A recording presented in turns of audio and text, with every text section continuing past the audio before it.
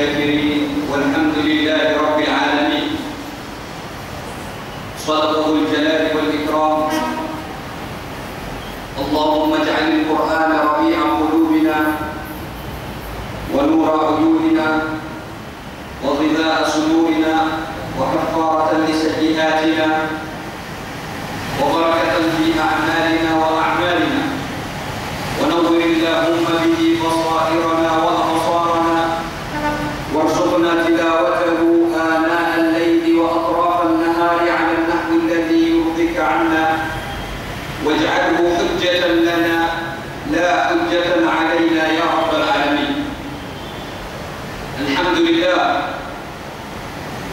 الحمد لله حمدا كثيرا طيبا مباركا فيه، حمد الشاكرين لنعمه المثنين له القابلين عليه، لا نحصي ثناء عليه هو كما أثنى على نفسه. والصلاة والسلام الأتمان الأكملان المتلازمان على سيد الوجود محمد، رحمة الله المهداة للعالمين، الفاتح لما أغلق والخاتم لما سبق، ناصر الحق بالحق والهادي إلى صراط الله المستقيم، وعلى آله وصحبه حق قدره ومقداره العظيم. ثم أما بعد، علم العليم وعقل العاقل اختلفا، من ذا الذي منهما قد أحرز الشرف؟ فالعلم قال أنا أحرزت الغاية كله، والعقل قال أنا الرحمن بي عرفا، فأفصح العلم إفصاحا وقال له بأينا الرحمن في قرآنه اتصفا، فبان للعقل أن العلم سيده، فقبل العقل رأس العلم وانصرفا. الحمد لله وكل الحمد لله. baada ya kumshukuru Mwenyezi Mungu Subhanahu wa Ta'ala na kumtakia rahma na amani kipenzi chake na kipenzi chetu Bwana Mtume Muhammad sallallahu alayhi wasallam, ikhwata al-iman wal islam, umma wa Mtume Muhammad sallallahu alayhi wasallam ni umma bora, ni umma uliopata daraja. Kuntum khayra ummatin ukhrijat lin-nas ta'muruna bil ma'ruf wa tanhauna 'anil munkar. Mwenyezi Mungu Subhanahu wa Ta'ala atuambia katika Al-Qur'an Al-Karim, kuntum khayra umma, mumekuwa ni umma bora. Na ubora kama huu tumepata kutokamana na yule ambaye kwamba ametuletea risala kama hii, Mtume Muhammad sallallahu alayhi wasallam. Wa idha ma kana al-janabu 'aziman mudda minhu li khadimihi liwahu, wa idha ma 'azamat siyadatu matbu'in ajalla atba'ahu al-kubara. Mshairi yasema yule mwenye kufuatwa kiongozi akiwa ni adhimu, basi wale wafuasi wake hutukuzwa hata na watu wakubwa kutokamana na ukubwa wa yule kiongozi. Na kwa kuwa Mtume Muhammad sallallahu alayhi wasallam ni adhimu na ni mkubwa na daraja yake ni ya juu, ndio na sisi tukawa ni khayra umma, umma bora. Lakini ya kusikitisha, umma kama huu umekufa upande wa elimu.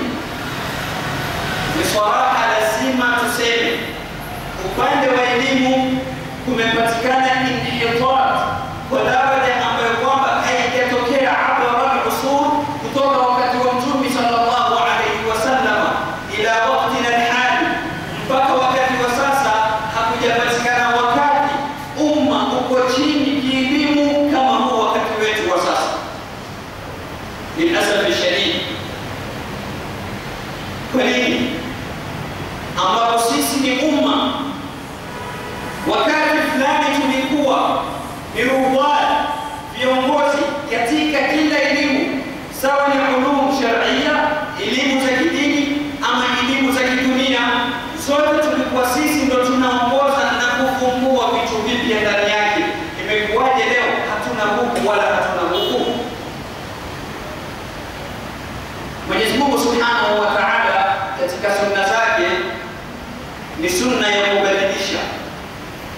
tilka al-ayyamu nudawiluha baina an-nas, masiku yale yanazunguka kati ya watu. Leo Mwenyezi Mungu anakupa, kesho anakunyima. Leo Mwenyezi Mungu Subhanahu wa Ta'ala anakufanya kuwa tajiri, kesho unakuwa ni maskini. Ni sunna ya Mwenyezi Mungu Subhanahu wa Ta'ala kubadilika kwa hali. Tayeb, ikiwa ni sunna ya Mwenyezi Mungu Subhanahu wa Ta'ala kubadilika kwa hali, na hali imebadilika kama tunavyoona, elimu imeteremka chini. Je, ina maana tukae kimya tutizame hali ilivyo turidhike na hilo? La. Mwenyezi Mungu atuambia wal aqibatu lilmuttaqin, mwisho ni wa wale wenye kumcha Mwenyezi Mungu Subhanahu wa Ta'ala. Walaqad katabna fi as-zaburi min ba'di adh-dhikri anna al-ardha yarithuha ibadiy as-salihun. Yashapita hayo, Mwenyezi Mungu Subhanahu wa Ta'ala ashapitisha kutoka zama hizo za azali kuwa ardhi itarithiwa na waja wema. Hizi ni bishara kutoka kwa Mwenyezi Mungu Subhanahu wa Ta'ala kuwa zile ulum zitarudi mikononi mwetu. Lakini kwa kuwa tuna bishara kutoka kwa Mwenyezi Mungu Subhanahu wa Ta'ala, haina maana tukae kimya tunyamaze. La, lazima kupatikane namna ya kutafuta wasai, njia za kurejesha. Lazima tusimame wima kutafuta ni njia gani ambazo kwamba tutaweza kuzishika tukarudisha zile ulum katika mikono yetu. Lazima kupatikane mujahada kutoka kwetu ndio tuweze kurudi. Haina maana kwa kuwa kuna bishara ndio tukae tuinue mikono tusubiri zije. Watakikana mujahada kutoka kwetu. Kwa hiyo turudini katika wasai za kuendeleza umma. Wasila nambari moja ni al-ilmu. Ya kwanza kabisa na ndio ambayo kwamba ni sababu ya kufaulu kwa kila mtu, elimu. Al-Qur'an al-Karim imeipa umuhimu sana. Hadithi za Bwana Mtume sallallahu alaihi wasallam zimeipa umuhimu sana elimu. Sote tunajua aya ya kwanza kuteremka nini? Iqra. Iqra neno moja ndio aya ya kwanza kuteremka. Tayeb, tujiulize, wahi unakuja baada ya kuwa umma uko katika ushirikina miaka. Umma haujui ibadat, umma hauna akhlaqi. Unakuja wahi, kitu cha kwanza Mwenyezi Mungu atuambia iqra. Kwa nini Mwenyezi Mungu kitu cha kwanza asitufundishe ni tauhid? Kwa nini Mwenyezi Mungu kitu cha kwanza asitufundishe ni ibadat? Ni kuepukana na tabia mbovu. Ikawa neno la kwanza ni ikra. Kuna hikma gani? Hii ni risala Mwenyezi Mungu Subhanahu wa Ta'ala anatufikishia, ataka kutuambia kuwa yote hayo yanaweza kupatikana ikiwa utafuatwa ikra, kwa kusoma. Utakaposoma ndio utajua tauhid, utajua Mola wako. Utakaposoma ndipo utajua ibada, utaweza kumwabudu Mola wako kwa njia sawa. Utakaposoma utajua tabia njema, ndipo utakapozifuata. Bila ya ikra hakupatikani chochote katika haya. Zikawa zimekusanyika zote katika ikra. Ndio hikma ya Mwenyezi Mungu Subhanahu wa Ta'ala kuanza wahi kwa neno ikra. Na hakutosheka na hapo pekee yake. Ukiendelea kusoma Al-Qur'an al-Karim utapata imetaja neno ilmu pamoja na mushtaqat zake: alima, ya'lamu, ilman, ya'lamuna. Zote zinatokamana ama ambazo zinatokamana na mada ya ain na lam na mim, ilm. Utapata imetajwa katika Al-Qur'an al-Karim mara 779.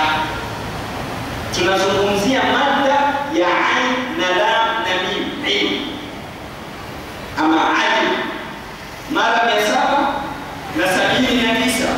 Hatujahesabu yale maneno mengine ambayo kwa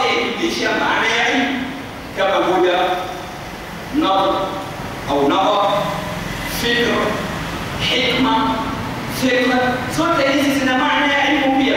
Hatujazihisabu hizo. Ile moja tu ya ilmu mara 779 inajulisha nini? Inajulisha Qur'an. Al-Qur'an al-Karim inatulia umuhimu sana elimu. Ndio katika Sahihi Bukhari, kitabu nambari 1 katika hadithi, kumekaririka neno ilmu katika Sahihi Bukhari mara 300. Katika Sahihi Bukhari pekee, hicho ni kitabu kimoja katika vitabu vya hadithi, na ni kitabu kidogo, sio kitabu kikubwa. Sasa hebu uamue kuingia sasa katika Sahihi Muslim, Jami' at-Tirmidhi, Sunan an-Nasa'i, Sunan Ibn Majah, toka baadaye katika Sunan nyingine katika Maajim, Al-Mu'jam al-Kabir na Al-Mu'jam al-Awsat na Al-Mu'jam al-Saghir za Tabarani, toka katika Maajim nyingine katika Masanid, Musnad al-Shafi, Musnad al-Shami, Musnad al-Firdaus, toka katika Masanid nyingine katika Mustadrakat, Mustadrak al-Imam al-Hakim, toka katika Mustadrakat nyingine katika Tabaqat Ibn Sa'd. Zunguka katika vitabu vyote vya hadithi, uangalie neno la ilmu litakuwa limetajwa mara ngapi. Bila shaka ni mara nyingi. Yote inatuonyesha umuhimu wa elimu kwa mwanadamu umuman, na umuhimu ambao kwamba kumetiliwa kwa Muislamu hususan. Muislamu atakikana asome namna itakavyokuwa. Haitoshi ikawa aya zimezungumziwa katika Al-Qur'an al-Karim, zilizozungumzia elimu ni aya 860. Aya 860 katika Al-Qur'an al-Karim ndio aya zinazozungumzia elimu. Ukirudi ukiangalia aya zinazozungumzia ibadat, masala ya ibada si ibada moja, swala, zaka, funga, zote ibadat kwa jumla katika Al-Qur'an al-Karim ni aya 110 tu zinazozungumzia ibadat. Sasa angalia tofauti ilivyokuwa. Hii ni thumni ya aya za elimu 860 kwa zungumzwa kitu kimoja elimu, 110 kwa zungumzwa ibadat sampuli tofauti. Mwenyezi Mungu anatufundisha nini hapa? Nataka kutuonesha kuwa ibada bila ya ilmu haisimami. Ibada bila ya ilmu hakuna kitu, lazima ujifundishe. Huna udhuru wowote mbele ya Mwenyezi Mungu Subhanahu wa Ta'ala siku ya Kiyama ukienda hujui kuswali. Huna udhuru wowote ukienda mbele ya Mwenyezi Mungu Subhanahu wa Ta'ala ukasema nilikuwa sijui namna ya kutoa zaka. Kwa nini hukujifunza? Ikiwa unaweza kujifunza masaili ya kidunia, umeshindwa kujifunza masaili ya dini yako, kujua ibada zako. Ikiwa mtu uweza kutilia umuhimu mwili wako pale unaposhikwa na maradhi madogo, ukaenda hospitali kubwa, kuona madaktari wakubwa, washindwa kutilia umuhimu ibada yako. Kwa hivyo hakuna udhuru wowote mbele ya Mwenyezi Mungu Subhanahu wa Ta'ala siku ya Kiyama. Ndio tunaona aya zinazozungumzia elimu 860. Haitoshi. Mwenyezi Mungu Subhanahu wa Ta'ala akaja akatubainishia katika Al-Qur'an al-Karim namna ambavyo kwamba mitume walisifika na sifa ya elimu.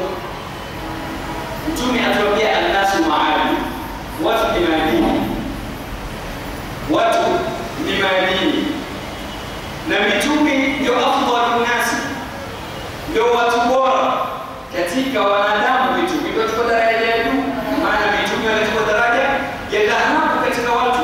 Hawa dhahabu waangalie namna gani wajijipamba na elimu. Al-Qur'an al-Karim imetaja mitume mbalimbali kutuonesha namna walivyohusishwa na elimu. Mathalan, wa'allama adama al-asma'a kullaha. Elimu, Mwenyezi Mungu Subhanahu wa Ta'ala akafundisha Nabii Adam majina yote. Tukija kwa Nabii Musa alayhi salam, Mwenyezi Mungu asema walamma balagha ashuddahu atainahu hukman wa ilma. Tukija kwa Nabiyullah Yusuf alayhi salam, Mwenyezi Mungu atuambia walamma balagha ashuddahu wastawa atainahu hukman wa ilma. Tukija kwa Nabiyullah Yaqub, wa innahu lahu ilmin lima 'allamna. Tukija kwa Nabiyullah Sulaiman na Daud, fafahamnaha Sulaimana wa kullan ataina hukman wa ilma. Tukija kwa Nabiyullah Lut, wa Lutan atainahu hukman wa ilma. Tukija kwa Nabiyullah Isa, wa in 'allamtuka al-kitaba wal hikmata wa in 'allamtuka ilma. Tukija kwa Nabiyullah Muhammad sallallahu alayhi wasallam, wa 'allamaka ma lam takun ta'lam. Mitume tofauti tofauti Qur'ani inatuonyesha kwa walikuwa na khasia ama sifa ya elimu, na sifa hii ni wajibu kama inavyojulikana katika ilmu al-aqida. Sifa ya elimu ni wajibu kwa mitume, na lazima iwe ni wajibu kwa sababu vipi wataongoza watu ikiwa hawana elimu?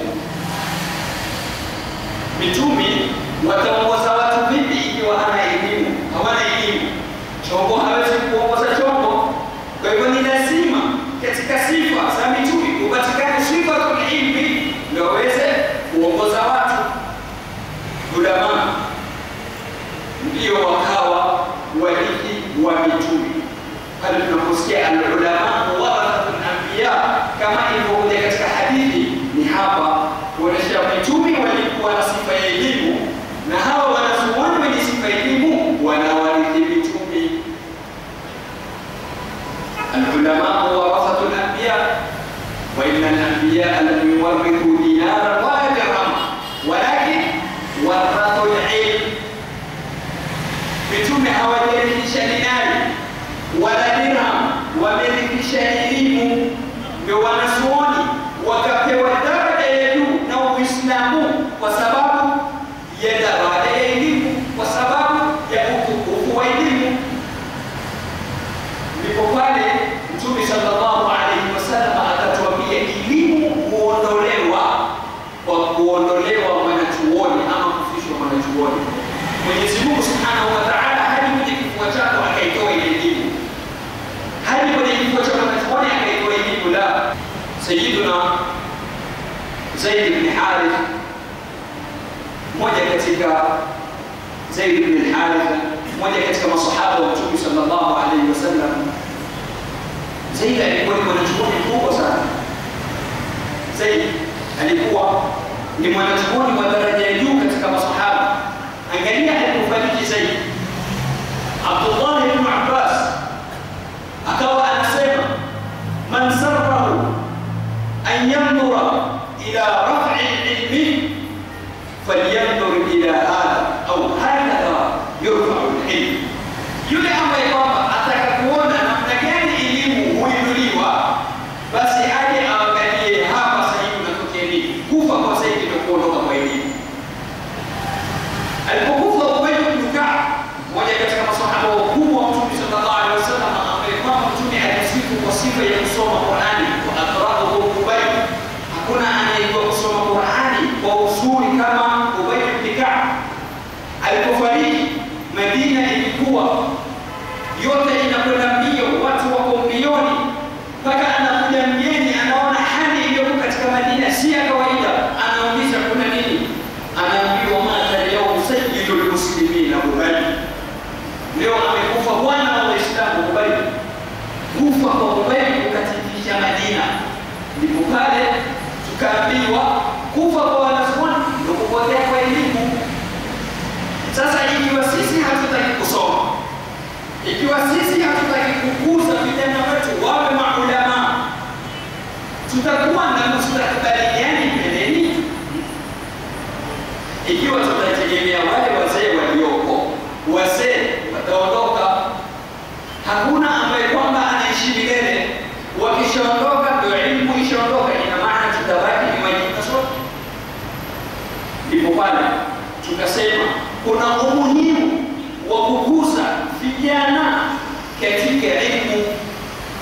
kuna umuhimu wa kuwaonyesha vijana umuhimu wa elimu na daraja ya elimu, wawe na bidii, wawe na hima ya kusoma, warudi wawe ni wanachuoni kama walivyokuwa wale kabla. Tukiwazungumzia wale waliokuwa kabla yetu, haina maana ni kukaa ala aqdam, haina maana tunalilia wazee waliopita. Laisa al-fata man qala kana abi, kijana sio anasema babangu alikuwa hivi, tutakaa mpaka nini? Ar-Razi alikuwa hivi, Al-Khawarizmi alikuwa hivi, haitoshi. Na al-fata man qala ana, kijana atakana sema mimi huyu hapa vile alikuwa Khawarizmi, mimi na mimi nataka niwe kama yeye. Vile vile alikuwa Abu Bakr al-Razi, nataka niwe kama yeye. Vile alikuwa Ibn Sina, nataka niwe kama yeye. Vile alikuwa Imam Nawawi, nataka niwe kama yeye. Ndio tutarekesha dini. Hata wale aadau Islam, watu wa Europe walifahamu maani kama hizi na kutambua kuwa Uislamu ndio uliofungua, ama Waislamu ndio waliofungua baadhi ya elimu muhimu na ndio wanaoendesha elimu muhimu. Tukirudi kwa Leopold Fals, mmoja katika wanazuoni wa kimagharibi, asema inna al-asra al-ilmi al-hadith alladhi naishu fihi lam yudashshan fi mudun Europa walakin fi al-marakiz al-islamiyyah مثل بغداد والقاهرة ودمشق وقطر. Huyu Fals ama Leopold Fals anasema hii elimu ya kisasa ambayo kwamba tunaiona iliyoendelea, ambayo kwamba tunaishi ndani yake, tunaona internet, tunaona watu wenda angani, tunaona mandege ya ruka, yote haya yanaonekana sahihi. Teknolojia iliyoko sahihi katika dunia lam yudashshan fi mudun Europa, haikuwepo misingi yake katika miji ya Europe. Misingi ya ulum kama hizi yalitoka wapi? Yalitoka Baghdad, yalitoka Dimashq, yalitoka Qahira, yalitoka Kurtuba, miji ya Kiislamu. Anasema hivi si Muislamu wala si mjinga, ni mwanachuoni. والحق ما شهدت به العالم. Siku zote haki ni ile inayokubaliwa na maadui. Inapofika adui kukubali jambo, ina maana jambo lenyewe ni haki. Profesa Krisi ambaye kwamba ni mudiri wa chuo kikuu cha Bali asema ayuha almuslimun, maadama kitabu al-muqaddas inwan nahdatikum mawjudan bainakum وتعاليم نبيكم محفوظة عندكم فارجعوا إلى الماضي لتؤسسوا المستقبل. Profesa Krisi, huyu ni mudiri wa chuo kikuu cha Bali, asema enyi Waislamu, maadamu kitabu chenu kitukufu kipo kati yenu, kitabu chenu ambacho kwamba ni inwani ya nahwu mwamko wenu na mafunzo ya mtume wenu, maadamu yamehifadhiwa kati yenu, basi fanyeni nini? Farji'u ila al-madi lituassisu mustakbal, rudini nyuma, rudini zama zile zilizokuwa nyuma. Atambua zama za nyuma Waislamu walikuwa vipi, wa ila sijasema hivyo. Atambua zama zilizopita Waislamu walikuwa daraja gani katika elimu. Kwa hivyo rudini nyuma lituassisu mustakbal, ndio muweze kujenga mustakbal, ndio muweze kujenga mustakbali wa hali ya juu katika elimu. Na tukirudi katika tarikh, tunapata shawahidi mbalimbali za kutuonesha ni kweli maneno kama haya tulikuwa ni viongozi katika elimu zote. Katika ulum sharia, elimu za kisheria, sote hayo tunajua. Tuna Bukhari katika hadithi, tuna Muslim, tukija katika fiqh tuna Nawawi, tuna Imam Shafi, Imam Malik, tuna wanazuoni wakubwa huko upande wa sheria, sote tunafahamu. Tuje katika huu upande wa elimu za kimaisha na tujue Waislamu waliongoza katika pande zote mbili, sababu elimu kuna sampuli mbili, za kisheria ama za kidini na za kidunia ama za kimaisha. Katika vitabu ambapo kwamba wanatunga wanazuoni wa kimagharibi katika upande wa adab, ukifuatilia utakuta kuna maneno mengi ya lugha zao asili yake ni lugha ya Kiarabu, ndio kwamba ilikuwa lugha ya Muslimin ya Waislamu. Kuna mwanachuoni mmoja anaitwa Dozi. Huyu bwana ametunga kitabu moja katika kutoa maneno yenye asili ya Kiarabu katika lugha ya Spain na ya Portugal. Dozi kitabu kizima. Mbali ukiangalia lugha ya Kitaliani pia imeathirika na maneno ya Kiarabu ya ndani. Ukija katika lugha ya Kiingereza kuna maneno yanayokaribia 1000 yenye asili ya Kiarabu katika lugha ya Kiingereza. Kabisa hivi angalia sugar na angalia kwenye Kiarabu sugar. Hapo lemon, lemon. Taarifa, aljebra, aljabr. Maneno yanayokaribia 1000 katika lugha ya Kiingereza, asili yake ni lugha ya Kiarabu. Yaonyesha namna gani waliathirika na elimu za Waislamu. Huu ni upande wa adab. Njoo upande wa hisabu. Upande wa hisabu pia Waislamu walipiga hatua ya juu sana. Upande wa hesabu kulikuwa na sampuli mbili. Kuna hesabu ambayo kwamba ni za Kihindi, zilikuwa ni za kukusanya, yaani wataka kuandika 10 weka 5 na 5, wataka kusema 100 basi utaweka 5 kama ni mara 20 hivi. Hesabu za kukusanya, wataka kuandika 16 na 8. Hesabu za jamu walikuwa hawawezi kuandika 8 moja kwa moja 16 mathalan moja kwa moja 20. Kuna na zile zingine zinaitwa Roman numbers. Hawa waliweka zile mafili yao na mawani yao, mwisho wakafika 10 ikawa ni x, sio? Ikawa ni x. Haya 20 utaandika nini? Hatuweke x 2 kwa sababu 10 ni x moja, tukariri x 30 x 3 ipo hivyo mpaka 90 x 8 9. Lakini angalia walipokuja wanazuoni wa Kiislamu wakagundua kitu utakiona ni kidogo, lakini taadhiri yake ni kubwa sana. Sufuri imefumuliwa na wanazuoni wa Kiislamu Uislamu. Angalia sasa unaandika 9 na sufuri badala ya kupanga x na 9. Angalia usahari uliokuwepo. Hebu tungebakia na hizi Roman numbers, ungekuwa na calculator sasa ungepiga hesabu hivi. Hebu unataka kufundisha mtoto 50 mara 100, ungemfundisha vipi na hizi Roman numbers? Sasa angalia wanazuoni wa Kiislamu wakaleta sufuri ikafanya usahari katika hesabu. Haitoshi si katika hesabu pekee yake, bali katika algebra pia. Sote tunafahamu algebra imefumuliwa na Waislamu, na ndio maana mpaka leo inaitwa algebra, sababu katika Kiarabu inaitwa aljabr. Khalifa wa dawla ya Abbasiya Ma'mun ndiye alikaribisha al-Khawarizmi kuandika kitabu katika elimu ya algebra. Wakati gani? Karne 12 zilizopita. Ndio baadaye akaja Robert Hofstadter mwaka wa 1145 akakitranslate kitabu cha Khawarizmi kikawa kinasomeshwa katika vyuo vikuu na madaris za Europe mpaka karne ya 16. Chasomeshwa kitabu cha nani? Khawarizmi. Kwa hiyo wakati huo hawakuwa na wanazuoni, watu wa Europe wakweli hawana wanazuoni, elimu hii kwa hawajui kabisa. Kikawa kinasomeshwa kitabu cha Khawarizmi makarne katika vyuo vikuu vya Europe.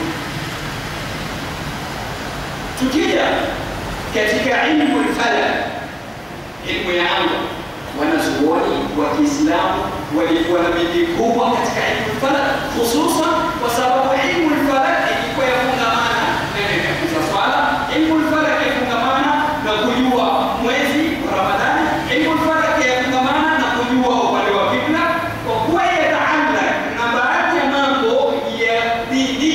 Wakati ya umuhimu sana ilmu al-falak, wakafungua vitu vikubwa, wakaweka marafi vikao, wakaweka sehemu ambazo kwamba zina vile vifaa vya kufuatilia mambo ya anga, wakatengeza vifaa mbalimbali, akiwemo al-Baghdadi, akiwemo Ibn al-Haytham, akiwemo al-Busjani, akiwemo al-Farghani, wanazuoni wakubwa na wengineo katika ilmu al-falak, wakaendeleza mbele. Sasa anakuja Clever, anakuja na Copernicus, wanakwambia tumevumbua kwa ulimwengu huko duara wasunguka pambizoni mwa jua. Kwa asiyejua turathi ya elimu yake ataona hawa mabwana wameleta mwamko mpya, wameleta kitu kipya, lakini ukirudi utapata kila Ibn al-Haytham wametaja kitambo huko nyuma, wamefanya kuiba kwa wale, ulum kama hizo, wale walikuwa wako mbali katika ulum za falak. Tutoke katika ilmu ya falak, tuje katika physics, ilmu tabia.